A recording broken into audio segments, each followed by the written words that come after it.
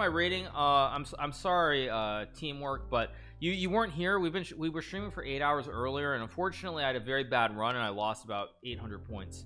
Let's go knight f3 here. So you know it happens. I mean, sometimes you know you wake up on the wrong side of bed and you just lose 800 points. Let's go here.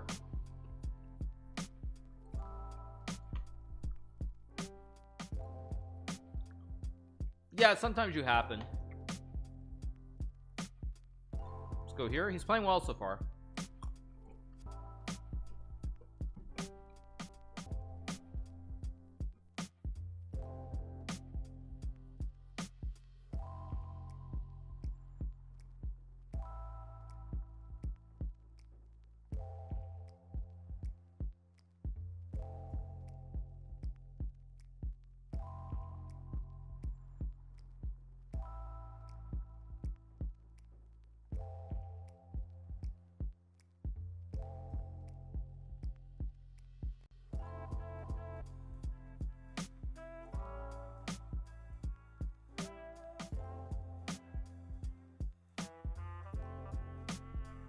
By the way, Teamwork says, sorry brother, I can't watch the stream every day. I was obviously trolling, dude. It's all good.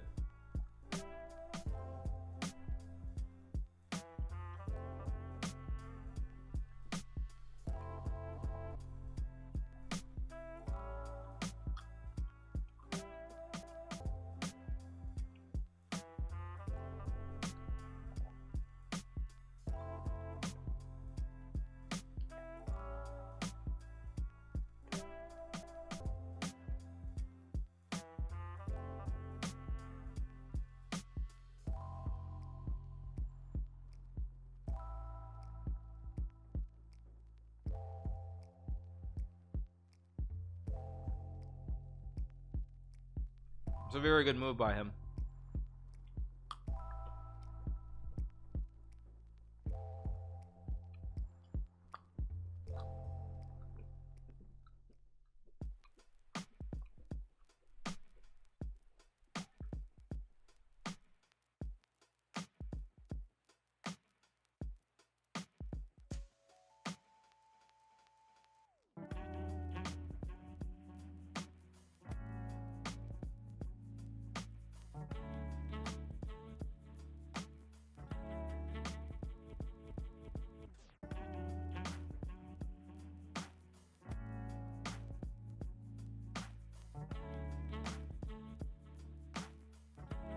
Oh my god, you guys, I got the lolly checkmate. Oh my gosh, this poor dude. This poor dude. Oh my gosh, it's just a lolly checkmate with the pawn and the queen. Oh my god. This is pretty sad.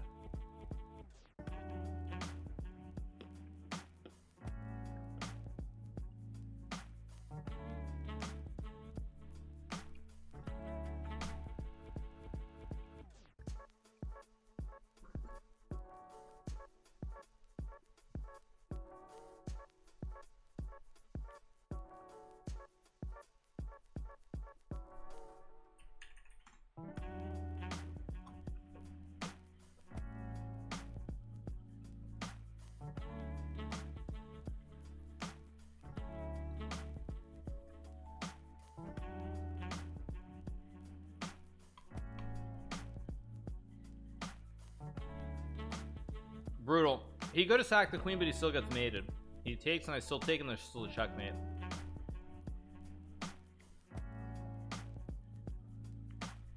Let's go here. Run the king back.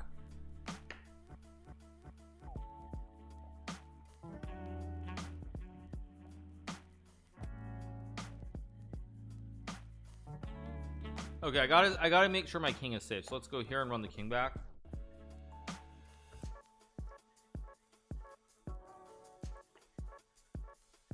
What am I doing? I mean, d3, knight d2, or king c2 is fine here.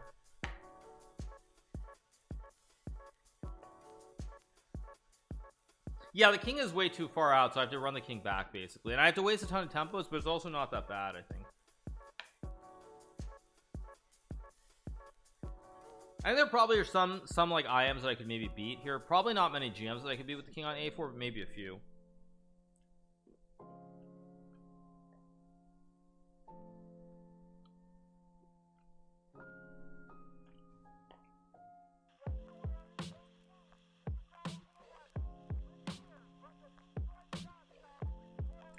let's go here. I could beat Zhang, very funny. Could I beat Levy with the Exiled King? Probably. Exiled King, I like that name. That's a good name. That's a good name for this. I like it. What am I eating? I'm eating almonds, but while I'm eating, I'm also having to get rid of the skin around the olives. So yeah. Could I beat Botez? Yes, I could.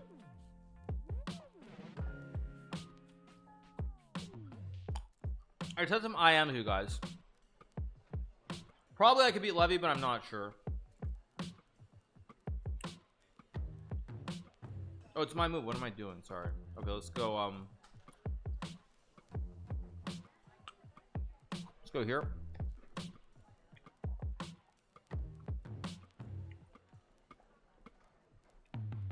Why was Pago working yesterday?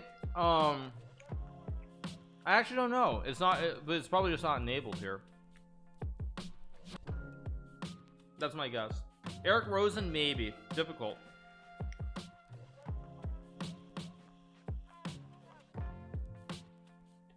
I mean, I would say that Eric and Levy are right on the edge. What happened with Daniel? What happened to Daniel? Something go wrong with Daniel? I missed something?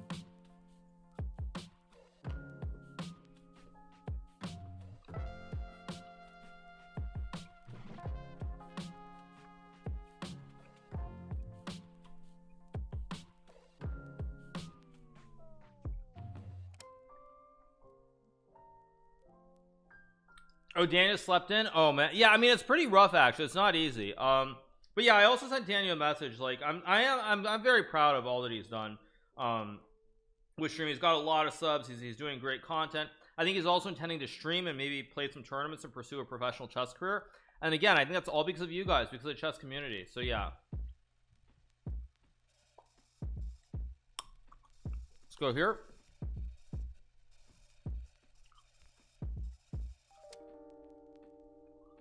Daniel was streaming like a degenerate at 4 a.m. Oh, was Daniel streaming at 4 a.m. this morning too? Oh, good God. Oh, so of course he slept in. Was he streaming till 4 a.m. and then he had to be up at like 8? Oh no, is that for real? Okay, he always streams at 4 a.m. Yeah. Sake. Oh, he woke up at 4 a.m. Jeez, that's insane. Oh my gosh, that's insane. But yeah, joking aside, yeah. But yeah, big fan of Daniel though. Isn't Daniel a GM already? Does he not have a professional chess career? I mean, I'll talk about it. It's very rough. 1 second.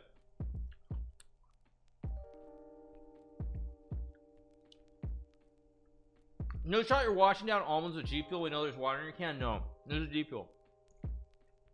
Okay. Since you guys don't believe me, 1 second.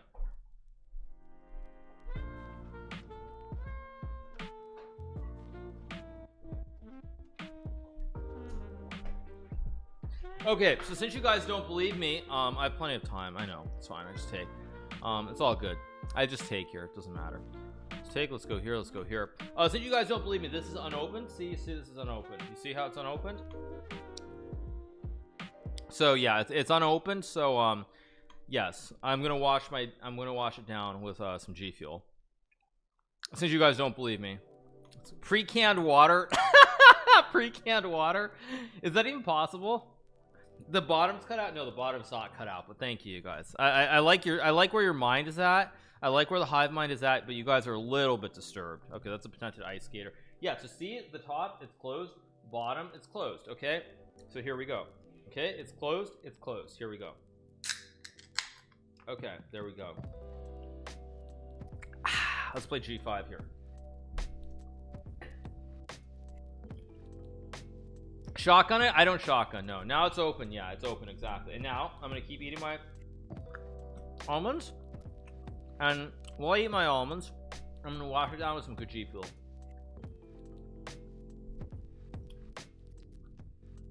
Dude, I didn't swap the can. Seriously, you guys for real?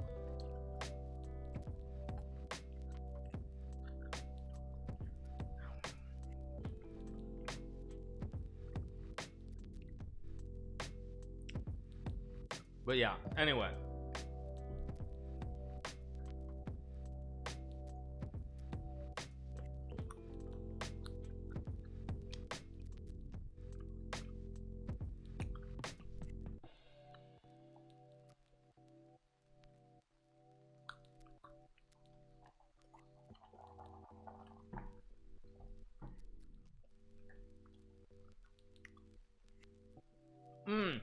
What about Daniel? 1 second.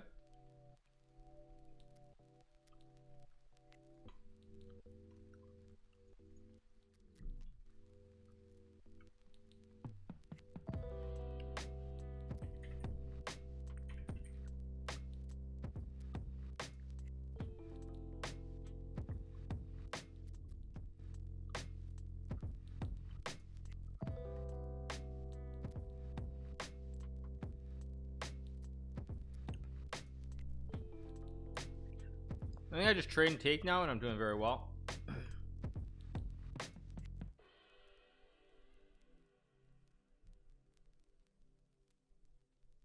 Okay, I enabled clips, you guys. You can go back to doing clips. Sorry, let's go 94 and rook a2.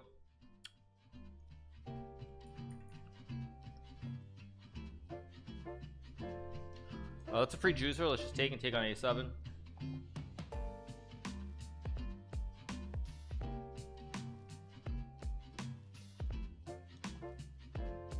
I'll talk about Daniel in a second.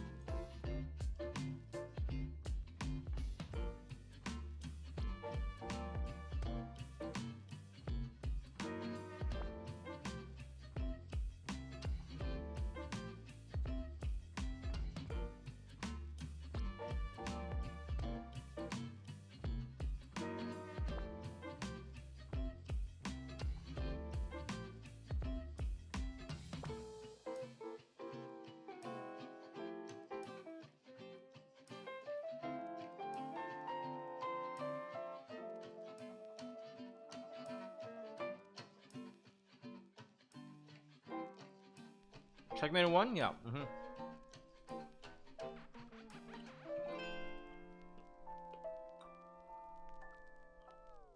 Why do you take the skin off of them? Because you're supposed to, right? When you eat almonds?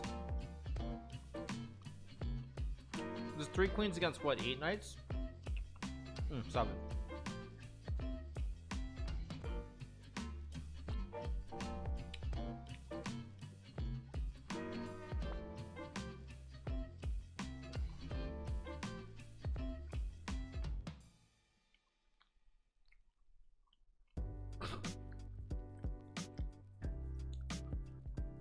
Steak.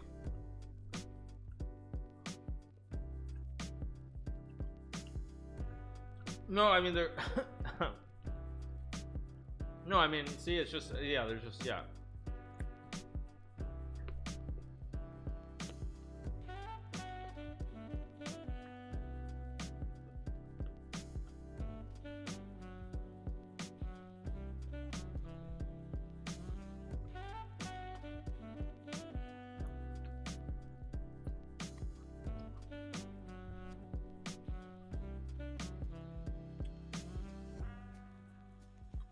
Yeah, but you gotta pill them, no? I mean, yeah.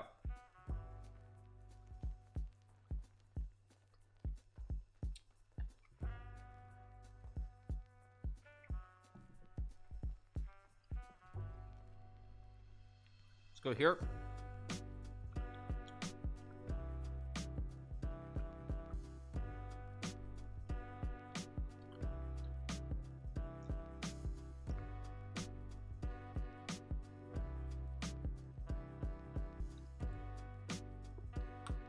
I've never heard of peeling almonds. Oh,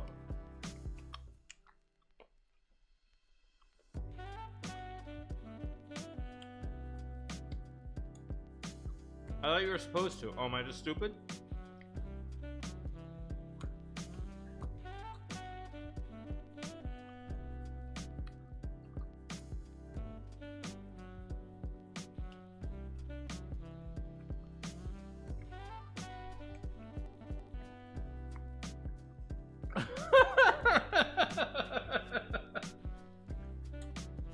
Right here.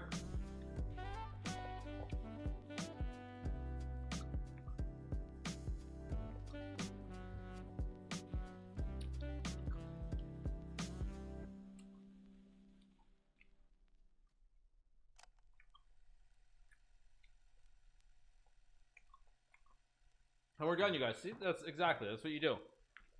Okay, let's go Queen C2. Be right back.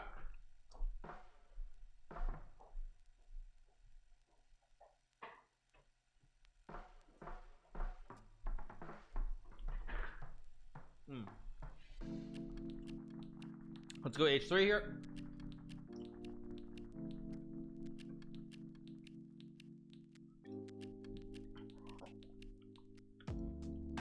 Lever 777, you're a super weird champ. How have you never heard of peel? I thought you were supposed to peel almonds, no?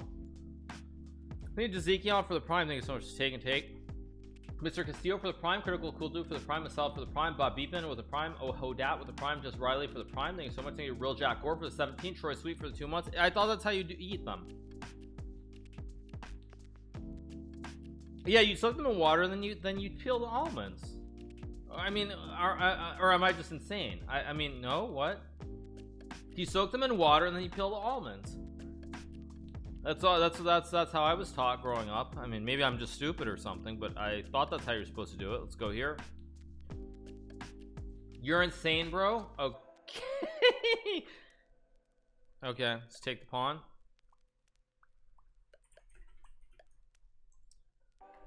I thought that was pretty normal, yeah. About 20% of chat said you peeled them first, so you can't be wrong, of course. I mean, after all, 42% of the country voted for one person, and we decided that he won the election. So, yeah, I can live with 20%. Let's take the knight here.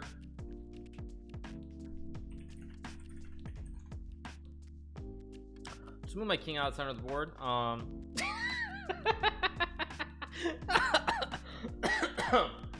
Let's go D5. Let's fossilize his knight on G7 here. I'm from Egypt, and even here that's not normal. 40%. What was the item to the final? What was the final tally, you guys?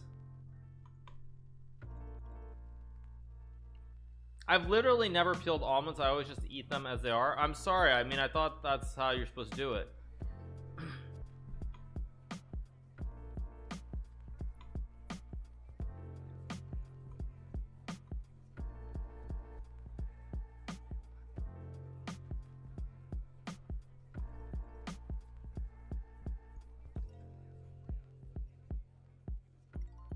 Oh, right. So the story about GM Daniel Naroditsky. Yeah. So what I was going to say about Daniel, I think this is pertinent to know. Thank you, Keith Colley, for the prime. Thank you so much. Appreciate it. So it's like, everyone's like, oh yeah, Daniel's 2650, very strong grandmaster, extremely talented. Like, he must have a professional career. And Daniel does not. And the reason is because a lot of chess, unfortunately, is one of those games or sports where all the money is at the very top. So it's like, if you look at like the Grand Chess Tour, this tournament like Tata Steel, if you get an invite, you can make $15,000 to $20,000, which sounds very good. That being said, however, I'm fossilize tonight. That being said, you still only have 13 lucky players in the tournament. So it's kind of like, you know, Willy Wonka and the chocolate, or sorry, yeah, Charlie and the Chocolate Factory. Sorry, Knight F3, Knight G5 here. So it's like the same sort of thing. If you get that golden ticket and you get to play in the event, let's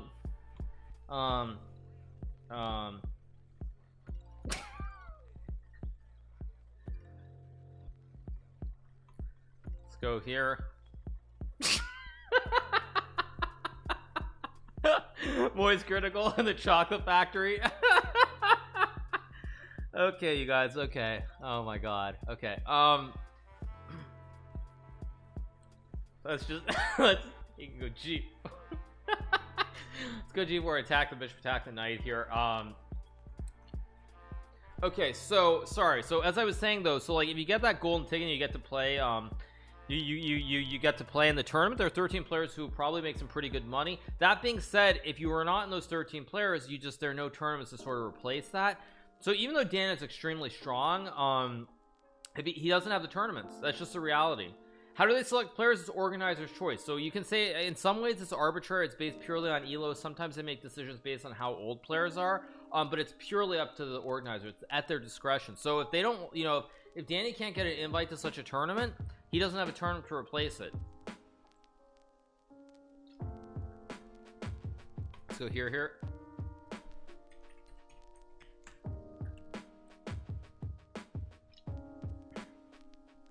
Do you think almonds want to be peeled? Okay, let's take.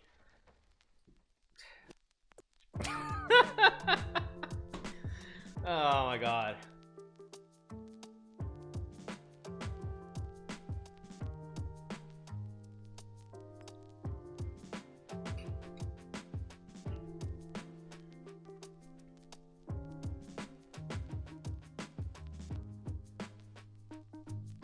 Is getting invited to a tournament like trying to make it in Hollywood? In some regards, yes. So certain people who are very young, they will get invitations to tournaments, but if they have probably a window of a couple tournaments to perform, if they don't really do well in those tournaments, they might not get any invites, and that might just be the end of it. So it is kind of like that. If you're a really strong grandmaster, it is kind of like Hollywood. So like if you get invited, you have some opportunities, assuming you're not a top established chess player. But if you don't perform in those opportunities, then that's it. Yes, Danya is younger than me, obviously. So yeah, go here, hit the pawn.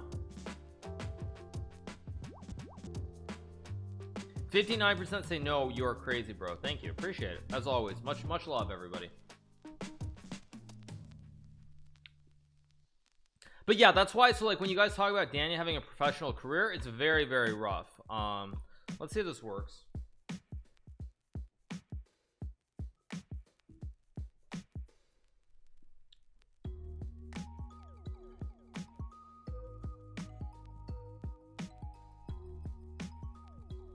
Oh, he got away with it. It didn't quite work. He spotted it.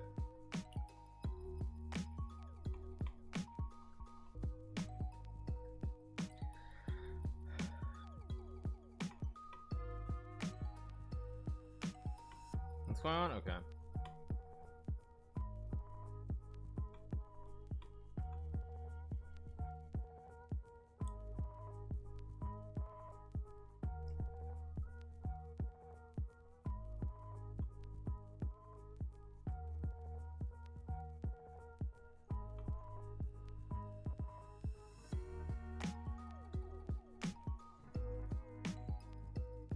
Okay, let's keep going. He was a gem at 15, streamer at 30. Yes, that's correct, actually. Yeah. But so as I'm saying though, Danny, he's very strong. But if you don't get those lucky invitations, those lucky breaks, like, I mean, it's a very tough lifestyle, because what it comes down to then is sort of you how the fridge am I supposed to play this position? Okay, let's go here and see. 3 maybe B3.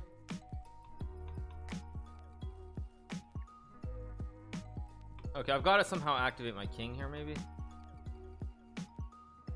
Yeah, he has 8K, somebody's doing fine. Yeah, my point is not actually about streaming. My point is people are asking, they're like, well, he's like 2650. How does he not have a career as a professional player? So that's what I'm responding to. I'm not saying that like he's not doing well. He's doing amazingly well, and it's really inspiring to see the fact that that with Danya right now, he has the opportunity to stream, to make a good living, potentially playing tournaments professionally down the road as well. My poor opponent, he missed it. He could make a queen with the pawn. Maybe being a streamer will help him get invited more. That'd be awesome if it does. Yeah, but that's what I would say though, is like so when people are like, you know, they assume that if you're 2650 of career as a pro, you don't, because what happens is if you don't get the invitations, then you play these open tournaments where you have to always do well just to gain ranking points. If you don't gain ranking points, then you're never going to get the invitations. So it's very, very stressful, and that's why normally past a certain age, it's very hard to improve and get invitations. Just take the juicer.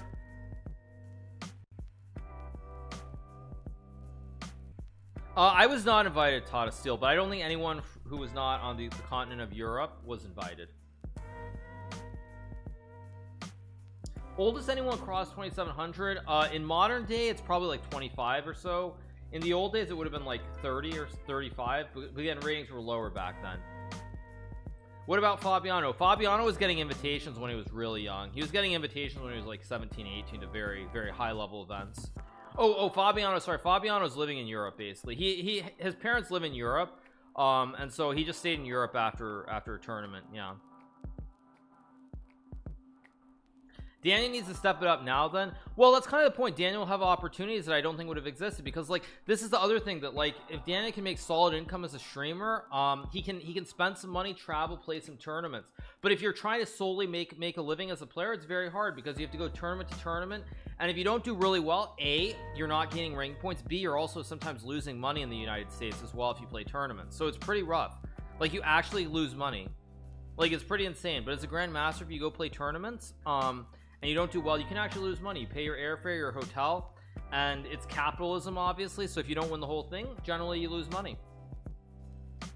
So if you're not the best, you don't make anything, which is why in general terms it's always preferable to compete in Europe when you're trying to get better.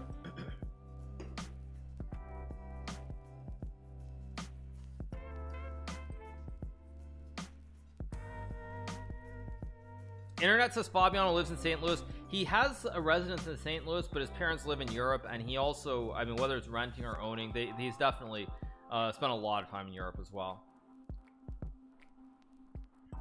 What's so much better about Europe? In chess terms, what's better is the competition level generally is higher, but secondarily, normally the way it's broken down is there's less money at the top. But if you're, say, let's just say you're a grandmaster, you're 2500, you're trying to get better in Europe, what you can do is you basically go tournament to tournament and play, and they offer you conditions. So if you win the event, you might get like $1,000 versus say making like 10,000 in the US, but normally they cover your room and your travel to some degree, so you don't have these costs that add up in the same way. So like if you don't win the event, it's not like great obviously, but it's not the end of the world. In the US, if you spend like, you know, $2,000 on hotels and like hotels, food and travel, and then you end up in a tie for like third place, you end up like you're out $2,000 or $3,000. You're like, oh, it's like oh scheisse, you know, like I mean I just lost money. Like it's actually quite serious. By the way, big shout out to Mr. Levy Rosman, Gotham Chess on YouTube. He has officially passed this random dude by the name of Magnus Carlsen. He has more subs, so big shout out to Levy Rosman for having more subs on YouTube than the scrub Magnus Carlsen. Who likes that guy anyway? He couldn't even beat David Anton Guiara. What a scrub.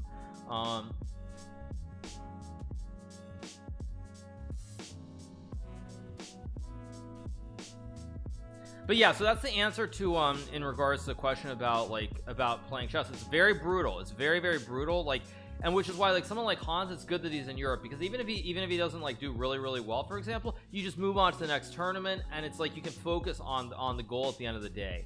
But in the US, very oftentimes if you don't win the whole event, you lose money. You end up spending money on your airfare, your food, and your hotel, and at the end of the day you end up losing money. So it's like, let's just say you have a bad tournament, the next tournament your whole like mindset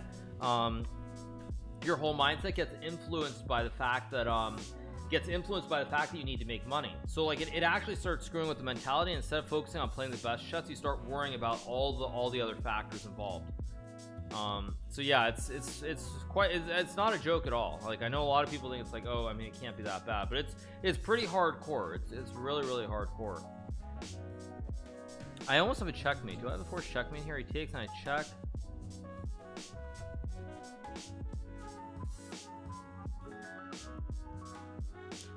Oh no, is F5 a forced checkmate?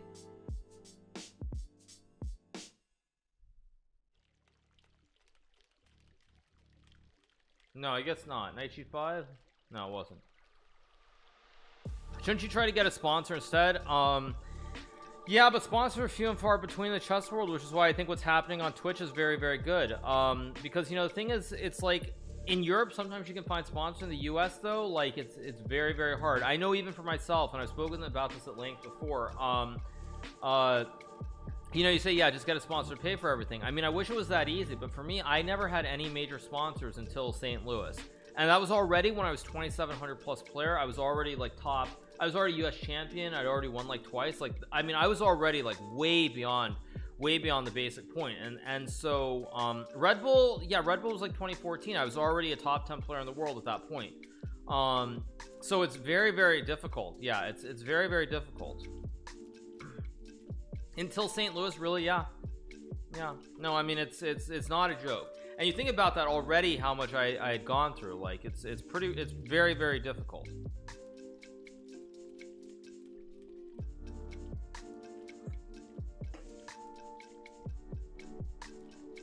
So esports chess is the future. No, hotels would be awesome if it is. But yeah, no, I'm not joking. It's very, very difficult. Very, very difficult.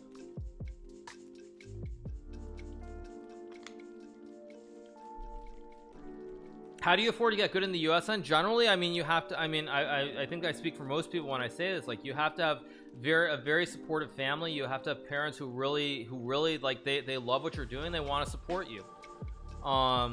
I mean, it's like, you know, it's, I don't even come from a rich family, but my parents, like my stepfather, he spent all his money so that, you know, I could go to Europe and play in these tournaments. So, you know, he would pay for these airplane tickets for my mom and I, and like, it's not cheap, but he would do that. Like, he wasn't rich, but he did that. He was, the money he made from teaching chess, he would spend his money on that. So like, it's not a joke at all. It's very, very difficult. And that's why I would also say what's also worth noting, is he watching? Actually, let's see. Is he watching? He's not watching right now. But what I was gonna say, I guess we'll keep going in a second. But what I was gonna say also is that, like, what was I gonna say? I was gonna say something. I was gonna say, I forget what I was gonna say. But yeah, it's very difficult. And that's why if you're past a certain age, like, let's just say you're like 19, 20, it's different, because like when you're like 14, 15, you can focus solely on the game. You focus on the game, you focus on playing. Like, you don't have to worry about money, you don't have to worry about food, all these different things. But if you're like 20 or 21, like, you're on your own most of the time. Like, you don't have parents supporting you. So it's like these things, like, they hit you right in a row. Like, you have to do well, like, immediately. It's just like, it's very, very rough. And so then when you talk about someone like Daniel, for example, like, he's immensely talented, very, very strong player, and he's gotten very, very good, obviously, but he didn't have certain invitations, certain opportunities in the same kind of way. And it's a very, very difficult world trying to become a professional chess player. Most people in the US have parental support 20 to some degree, yes, but the US also, it's about individualism much more. And I would say that there are a lot of parents who are like, go to college, get a job, figure out your life as well. So I'm not sure that I agree. Daniel went to college too, obviously, which of course certainly lost some time. But yeah.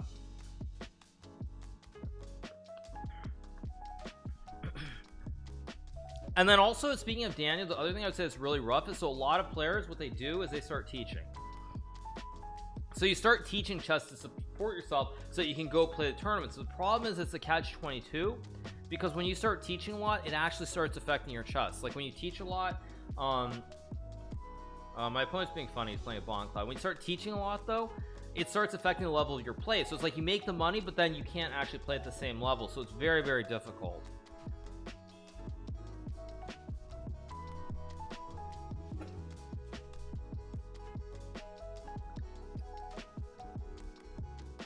Okay, let's go e5 here.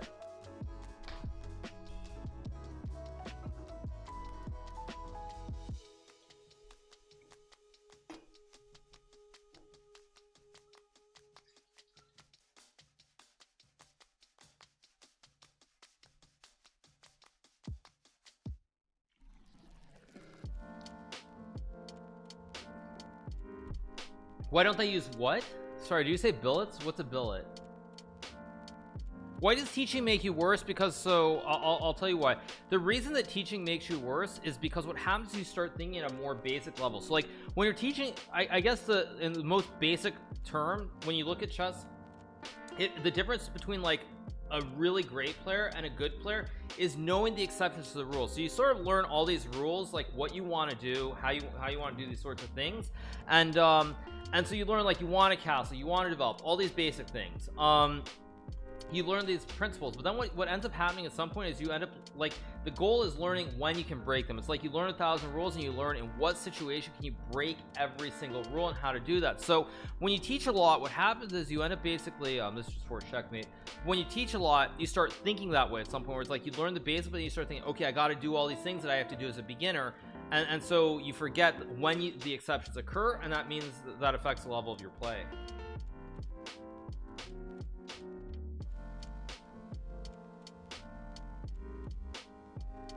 But yeah, so that's kind of the thing, and that's what's so like a lot of people, they have to make a living to support themselves. They try to become a better player, but in the process of teaching, that then starts affecting their level, and they end up actually playing worse chess at a certain point.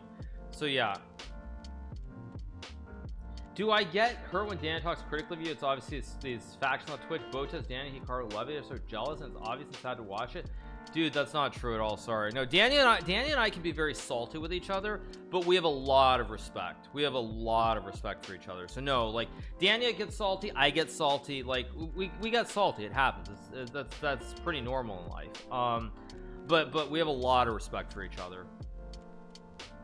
XQC keeps losing chess games on stream. I think XQC, just frankly, he should play off stream, because if he's playing on stream, he gets distracted, starts playing worse, and I think psychologically it starts to affect him too. So I think XQC, he should just focus on playing off stream.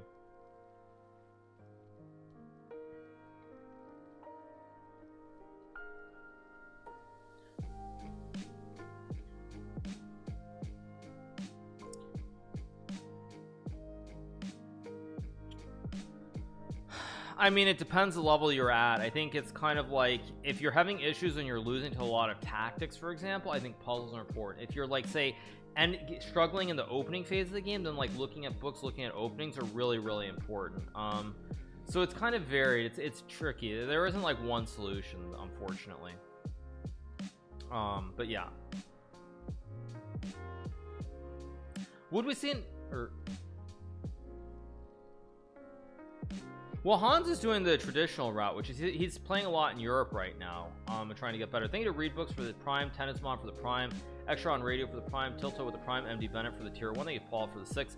So someone is asking, with esports, would it get better? I mean, I think that's kind of the big question. It's like, if there, you know, for example, say you have like esports leagues, you know, like a North American league or like some kind of world league, and it's online, but you have like, you know, for example, if you have like a basic rules, like you have stuff like, if you're, you know, you have multiple cameras, and if you're caught cheating, you're just flat out banned from over the board in online chess forever.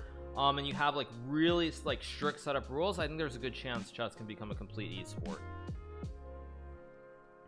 But I think you have to have very, like, I know it sounds draconian, but I think you have to have that in place. Like, if you're caught cheating, period, like, you're just banned forever. Like, you're just banned forever. Online, over the board, you're just out. End of story.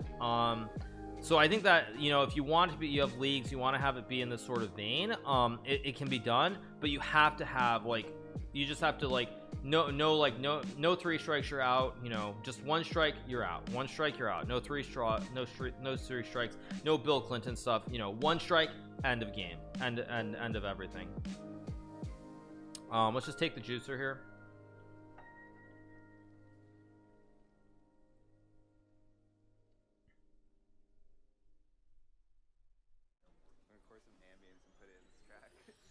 But yeah, anyway, yeah, so I think there is a future, but you have to have oh, is the 3 strikes law, is that not, I thought that was related to the Clinton time. Am I wrong?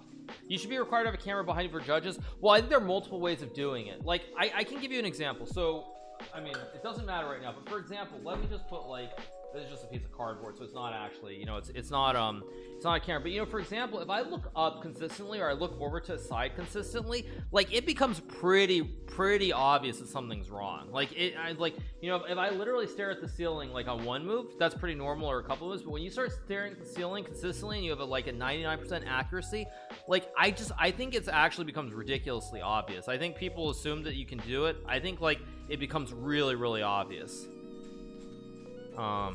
Anyway.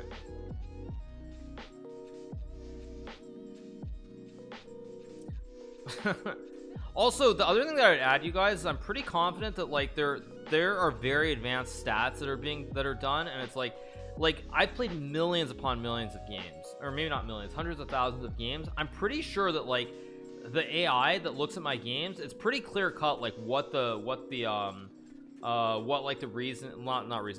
percentages are pretty consistently. So classical esport chess is not possible. I don't think you can do classical, and the reason is because Classical chess, people have to get up. There's no way that you can have cameras like in bathrooms or other things, unfortunately. So it's like if you know if someone has to sit at a board for 5 hours, you just can't. I mean, you just can't do that. It's just not. It's not possible.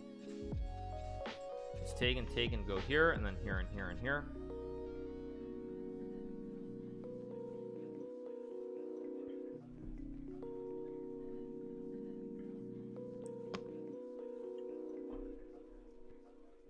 Thank you for the 6 months. Thank you to MAG for the 6 months. Oh, my dude, he stream sniped, but it's all good. He totally stream sniped that with Rookie 8, but hey, it's all good.